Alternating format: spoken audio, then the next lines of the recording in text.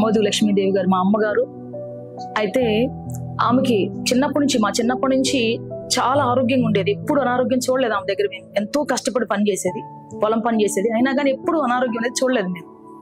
ఈ మధ్య కాలంలో మరి అమ్మకి ఉన్నట్టుండి నాలుకంతా స్ట్రక్ అయిపోయినట్టు అయిపోవడం, కాలు చేయి జాలుగా అయిపోతుంది. నాకు తలకాయ నొప్పి వచ్చిందండి.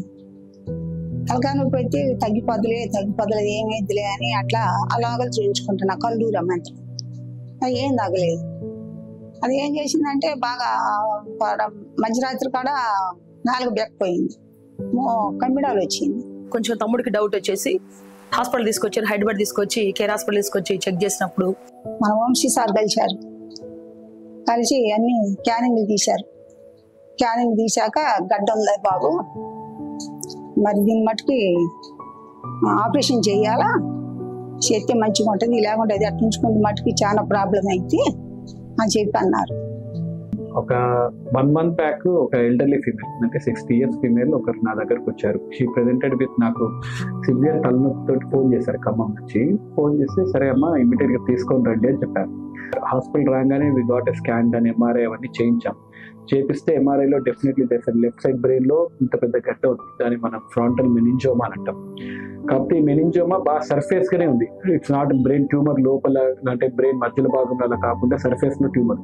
అసలు ఆ బ్రెయిన్ ట్యూమర్ అనగానే నాకు అసలు ఎక్కడ లేని భయం వచ్చేసింది. కలిసినప్పుడు తన పేషెంట్ కూడా నాకు చెప్పింది, నాకు సర్జరీ అంటే భయం సార్, నాకు పెద్ద మొత్తం అంటే భయము, ఇవన్నీ కూడా నాకు చాలాసేపు డిస్కస్ చేసింది. సో ఈ పేషెంట్ మనకు అవేక్ బ్రెయిన్ సర్జరీ చేయొచ్చు అని I thought of doing that. మన వంశీ సార్ చెప్పారు, నీకేం డౌట్ లేదమ్మా, మేమందరం ఉన్నాం, దేవుడు మరి అని చెప్పారు.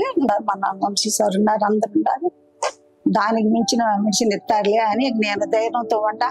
ఈ brain tumour awake brain tumour surgery literal గా ఎందుకు చేస్తాం, ఏ పేషెంట్స్ చేస్తామంటే ఎలోక్వెంట్ కార్టెక్స్ అని ఉంటాయి బ్రెయిన్ లో, అంటే ముఖ్యమైన ప్రాంతం.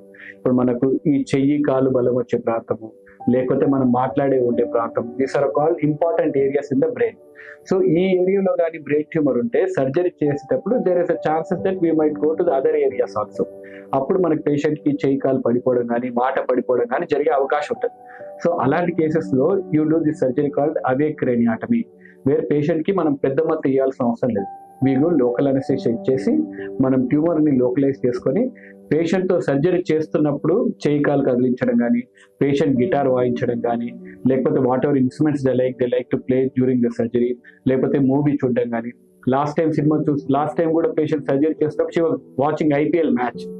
Intention of her watching and IPL cricket match is, ఒకసారి నాకు స్పీచ్ కూడా అర్థమవుతుంటది. I will be asking the patient score ఎంత అయిందమ్మా అంటే పేషెంట్ విల్ బి ఓరియంటెడ్, నాకు స్కోర్ చెప్పడంతో I can assess the speech also. And also as long as తన ఫోన్ పట్టుకుందంటే దాని మోటార్ పవర్ బాగున్నట్టు, అండ్ కాల్ కదిలిస్తుంది అంటే I can assess their motor function also. So ఈ సర్జరీ వల్ల మనకు అడ్వాంటేజెస్ ఉంటుంది, లైవ్ ఫీడ్బ్యాక్ ఉంటుంది. ఆఫ్టర్ సర్జరీ లేచాక చెయ్యి కాలు పడిపోవడం ఇవన్నీ కాకుండా during the surgery live feedback will send great support to the doctor and also to the patient కూడా. అంటే for few patients general anaesthesia is not acceptable, అంటే లంగ్స్ బాగాలేకుండా ఈ కండిషన్స్ లో ఉన్నప్పుడు పేషెంట్స్ లో కూడా ఈ అవేక్ క్రేనియాటమీ చేస్తే it will be a better option అండి. గురువారం 9 నాకు ఆపరేషన్ చేశారని బాగానే ఉంది, ఆ ఏసీలో ఉంచుకున్నారు. ఆనిచి మళ్ళీ ఆ తెల్లారి మళ్ళీ జనరల్గా ఒకటి తీసిపోయారు. ఆ రోజే నేను లేచి నడిచిన అటు ఇటు, మా పిల్లగాడు ఫోటో అనేది తీసి మా అమ్మ ఆపరేషన్ అయింది లేచి అటు ఇటు నడుస్తుందని ఫోటో తీశారు. మా వాళ్ళకి అందరికి పెట్టారు, అంత సంతోషం ఉంది. ఏం వినాల్సి వస్తుందని భయపడతా ఉన్నాను నేను. అమ్మకి గుండు గేసి ఉంటారు, నేను అసలు చిన్నప్పటి నుంచి అసలు మేము ఎవరు గుండు గేసుకునే వాళ్ళం కాదు. ఆమెకి ఆ తలెంట్రుకలు తీసేసి ఉంటారు. ఇప్పుడు నేను ఆమె తలలో ఎంట్రుకలు లేకుండా చూడాలి అనుకుంటా ఉన్నాను నేను. ఇంకా ఆపరేషన్ అయిపోయింది, తెల్లారి మరి అమ్మ మాట్లాడుకుంటే వచ్చింది బయటికి అని చెప్పాడు తమ్ముడు. కాలు ఎత్తుతుంది చేయి ఎత్తుంది అని చెప్పేశారు. ఎంత సంతోషం వేసింది నాకు. నేను ఎంతో డాక్టర్స్కి నేను చాలా థ్యాంక్స్ చెప్తున్నాను. అసలు ఇంత తొందరగా తెల్లారే మాట్లాడిందా, ఒక్క 3 hours మాత్రమే ఐసీయూలో ఉండింది, తెల్లారే మాట్లాడినప్పుడు నాకు ఎంతో సంతోషం వేసింది. అసలు ఈ కరెక్ట్, నేను చూసేది కరెక్టేనా అనిపించింది నాకు. సర్జరీ అయిపోగానే పేషెంట్ నెక్స్ట్ డేనే రూమ్ షిఫ్ట్ చేసి ఆ నెక్స్ట్ డే ఇంటికి కూడా షిఫ్ట్ చేస్తున్నాము. సో అలాంటి భయం ఏం ఎంత ఉందన్న అపోహ, అంటే ఇంత ముందు కన్నా ఇప్పుడు ఆ టెక్నాలజికల్ అడ్వాన్స్మెంట్స్ తోటి definitely brain tumour surgeries have become very very very efficient surgeries అయిపోయాయి. మన డాక్టర్ గారు అందరూ వచ్చినారు, అంతా సహకరించారు దేవుని కృప వల్ల. మీ అందరి మధ్యలో దేవుడు నాకు మంచి ఆపరేషన్ జరిగిందండి. నేను దేవునికి మీ అందరి కృతజ్ఞతలు చెల్లించుకుంటున్నాను. డాక్టర్ వంశీ కృష్ణ గారికి థ్యాంక్స్ చెప్తూ ఉన్నాను. ఇంకా స్టాఫ్ ఉన్నారు, నాకైతే తెలియదు. చాలా మంది స్టాఫ్ పనిచేశారు, ఒక్కల వల్ల అయ్యేది కాదు, అందరూ కలిసి పనిచేశారు. అందరికి కూడా మా హృదయపూర్వకమైనటువంటి, మా ఫ్యామిలీ తరఫున హృదయపూర్వకమైనటువంటి థ్యాంక్స్ చెప్తూ ఉన్నాం. Thank you.